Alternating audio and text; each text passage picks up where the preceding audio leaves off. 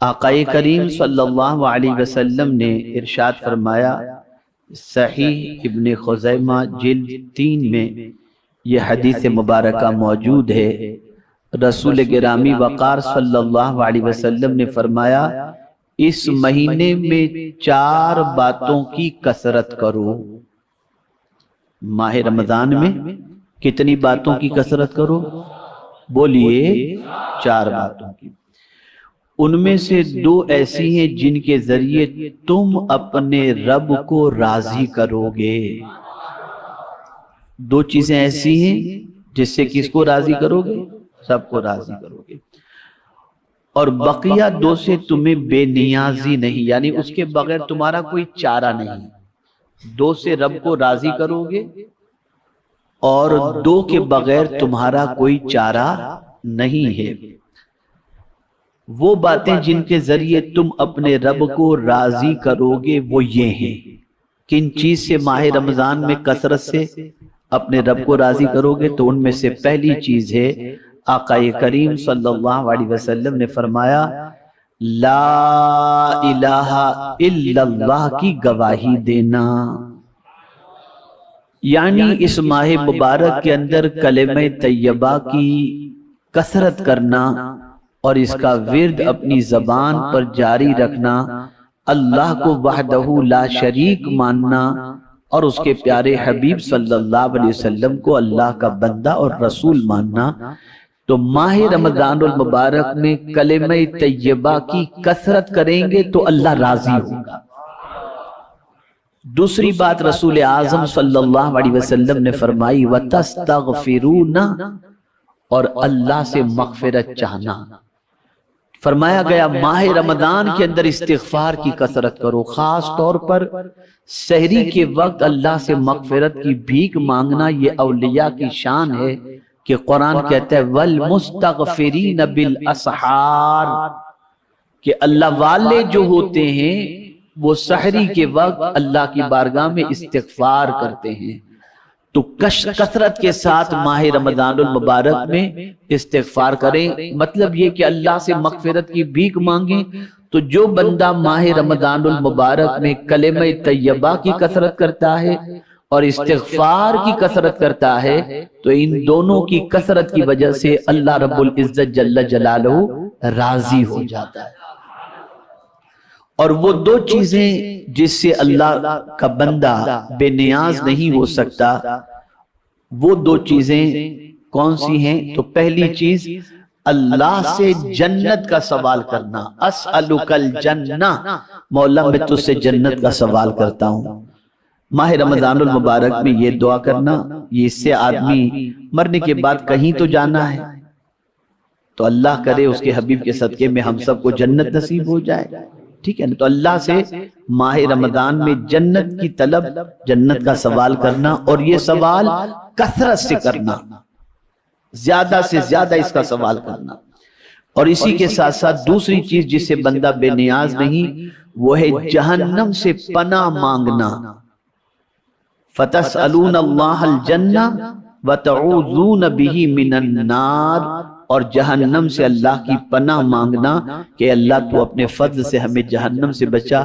یہی وجہ ہے کہ 4 رکعت تراویح کے بعد جب تسبیح پڑھی جاتی ہے، سبحان الملک القدوس، سبحان ذی الملک والملکوت، سبحان ذی العزت والعظمت والہیبت والقدرت والکبریاء والجبروت، سبحان الملک الحی الذی لا ینام ولا یموت، سبوح قدوس ربنا ورب الملائکۃ والروح۔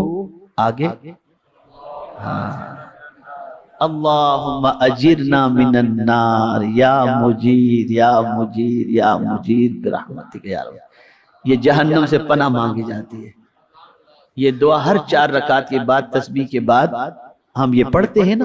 اس میں کیا ہے؟ اللہ سے جہنم سے بچنے کی دعا کر رہے ہیں، اللہ کی پناہ چاہ رہے ہیں، اللہ سے بچنے کی دعا کر رہے ہیں۔ تو یہ 4 چیزوں کی رمضان میں کثرت کرنے کا اللہ کے رسول صلی اللہ علیہ وسلم نے حکم فرمایا۔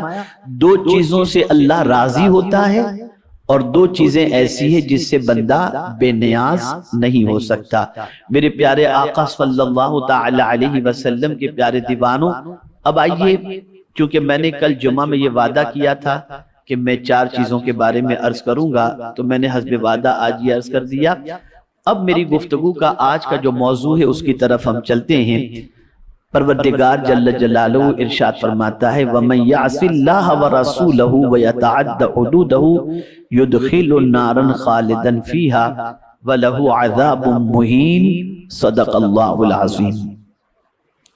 میرے پیارے آقا صلی اللہ تعالی علیہ وسلم کے پیارے دیوانوں، اللہ عز و جل ارشاد فرماتا ہے اور جو اللہ اور اس کے رسول کی نافرمانی کرے اور اس کی کل حدوں سے بڑھ جائے، اللہ اسے آگ میں داخل کرے گا جس میں ہمیشہ رہے گا، اور اس کے لیے خواری کا عذاب ہے۔ عذاب کی بھی کئی قسمیں ہیں، ایک عذاب ہے اور ایک عذاب خواری والا، یعنی ذلیل کرنے والا عذاب، دودھ کو پامال کرے گا، اللہ کی حدوں کو، اللہ کے رسول صلی اللہ علیہ وسلم کی حدوں کو توڑے گا، اس کے لیے جہنم کا عذاب ہے جس میں وہ ہمیشہ رہے گا۔ میرے پیارے آقا صلی اللہ تعالی علیہ وسلم کے پیارے دیوانوں، اب ہم تھوڑا سا سمجھنے کی کوشش کرتے ہیں تاکہ ہمیں پتہ چلے کہ اللہ کے رسول صلی اللہ تعالی علیہ وسلم نے ماہ رمضان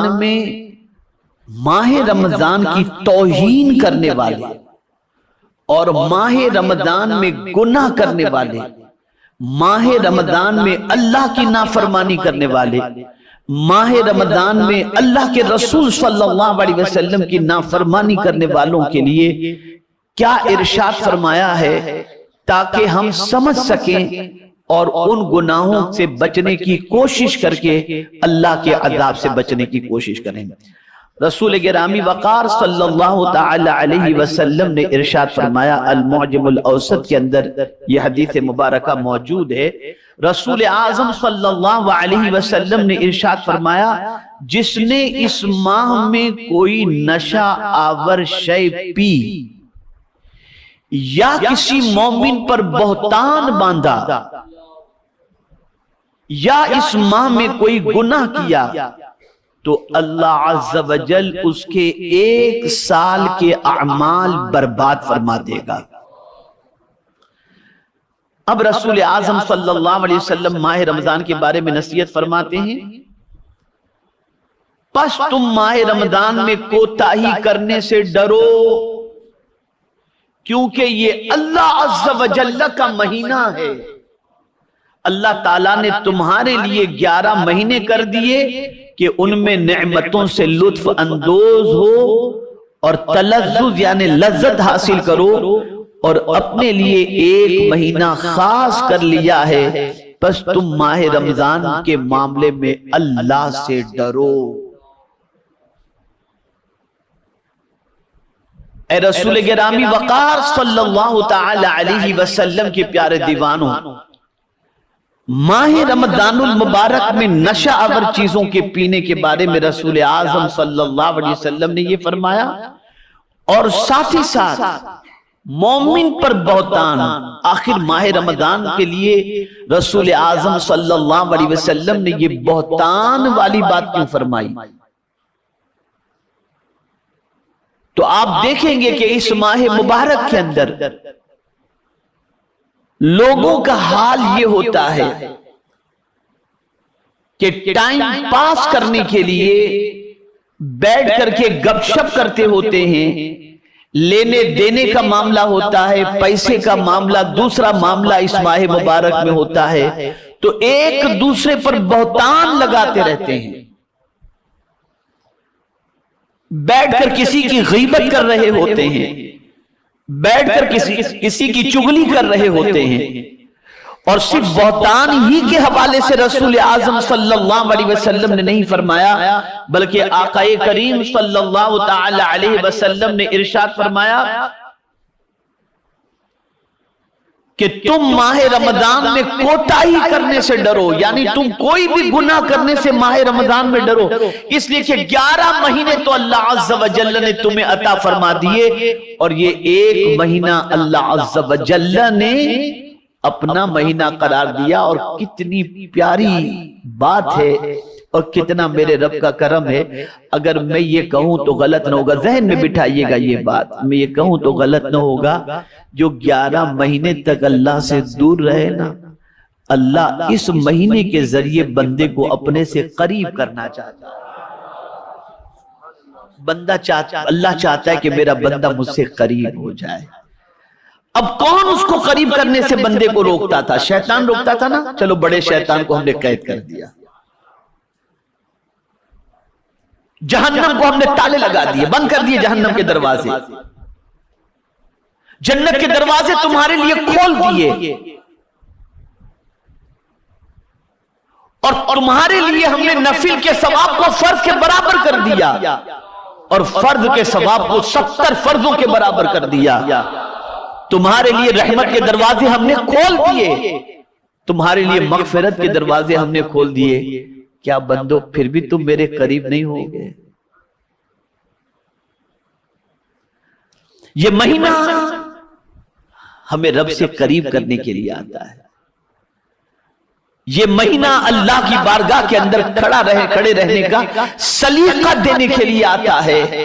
ہم اگر اس ماہ مبارک کا احترام نہ کریں اور اس ماہ مبارک کے اندر اللہ رب العزت جل جلالہ کی نافرمانی کریں تو میرے پیارے آقا صلی اللہ تعالی علیہ وسلم کے پیارے دیوانوں، رب قدیر جل جلالہ کی بارگاہ میں منہ دکھانے کی ہم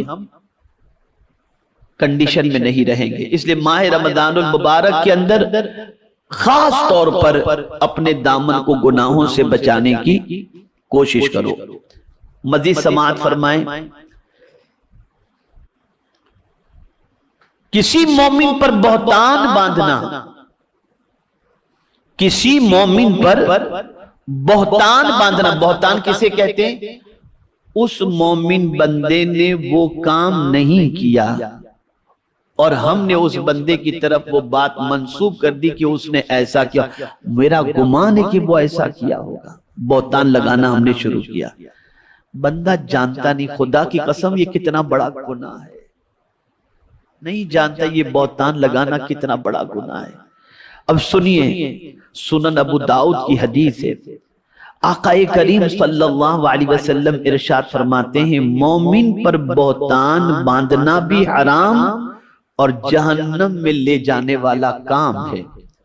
حدیث پاک میں ہے وَمَنْ قَالَ فِي مُؤْمِنٍ مَا لَيْسَ فِيهِ أَسْكَنَهُ اللَّهُ رَدْغَةَ الْخَبَالِ حَتَّى يَخْرُجَ مِمَّا قَالَ۔ اللہ اکبر، اللہ اکبر۔ آقا کریم صلی اللہ علیہ وسلم ارشاد فرماتے ہیں جو کسی مومن کے بارے میں ایسی چیز کہے جو اس میں نہ ہو تو اللہ عز و جل اس بہتان لگانے والے کو اس وقت تک روغت الخبال میں رکھے گا یہاں تک کہ وہ اپنی کہی ہوئی بات سے نکل جائے۔ اب آپ سوچتے ہوں گے روغت الخبال کیا چیز ہے؟ تو سنیے، آقا کریم صلی اللہ علیہ وسلم فرماتے میرۃ المناجی کے اندر روغت الخبال کی تشریح فرمائی گئی، فرمایا گیا روغت الخبال جہنم میں وہ مقام ہے جہاں دوزخیوں کا خون اور پیپ جمع ہوتا ہے، جہاں جہنمیوں کا خون اور پیپ جمع ہوتا ہے۔ اس لیے مومن پر بہتان تراشی سے بچو، ہمیشہ بچو، لیکن خاص طور پر ماہ رمضان میں رسول اعظم صلی اللہ علیہ وسلم نے اس چیز کے بارے میں تاکید فرمائی ہے پیغمبر رحمت صلی اللہ علیہ وسلم میں، اس لیے اس چیز کا خیال رکھو۔ آقا کریم صلی اللہ تعالی علیہ وسلم کے حوالے سے حضرت ام ہانی رضی اللہ تعالی عنہ سے روایت ہے کہ رسول اعظم صلی اللہ علیہ وسلم نے ارشاد فرمایا کہ اس ماہ میں